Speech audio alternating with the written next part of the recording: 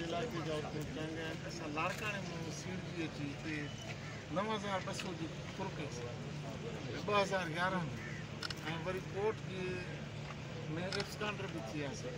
अफ़सोस सां बि चऊं त हिते जेको सब इंस्पेक्टर हो उहो असांजे एरिया जो उन एॾी ग़लति एफ.आई.आर. दाख़िल कई ऐं एज़ अ होम मिनिस्टर तव्हांखे ख़बर आहे त मां होम मिनिस्टर बि थियो।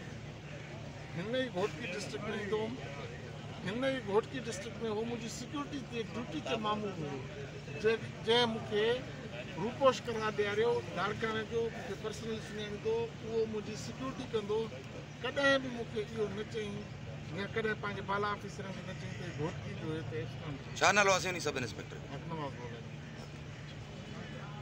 जो मक़सदु छा हुयो साईं पॉलिटिकली मोटिवेटेड केस 2011 में जिन जी शइ ते मां आई जी साहिब थियण जो हिते केस में भरी थी विया।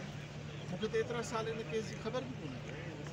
तव्हां सोचो अंदाज़ो कयो त 3 साल मां होम मिनिस्टर हुउमि हिते घोटकी में मां 15 खां 16 विज़िट कया हूंदा। उन ज़माने में गाड़ियुनि जे ख़िलाफ़ु ऑपरेशन हलंदा हूंदा यानी हिते आयो हूंदुमि त यानी बेख़बर मक़सदु यानी पुलिस ऑफिसरनि खां वॾी खिली थो पुछां त पुलिस ऑफिसर उन ज़माने में घोटकी जा हुया उन्हनि खां बि चयो सर असांखे बि ख़बर न हुई यानी एतिरो हुन मैनेज कयो कोर्ट जे थ्रू हर शइ जे थ्रू। अच्छा हिकिड़ी डायरी में हिकिड़ी जॻह ते लिखियो अथई त मां ॻोठ में जवाबदारनि जे पोयों वञी रेड कई ऐं उहो ॻोठ छॾे विया। 9200 जे करे मां मुंहिंजो भाउ असां पंहिंजो ॻोठ छॾे हलिया वियासीं। इहो सिस्टम हाणे कॉम्प्रोमाइज़ थियो आहे। फरियादी जेको आहे उन अची पाण अची स्टेटमेंट ॾिनी त मां न कॾहिं मूंसां इहो इंसिडेंट थियो आहे न मां हिननि जवाबदार जेके एक्यूज़ ॾेखारिया आहिनि उन्हनि खे मां सुञाणियां थी।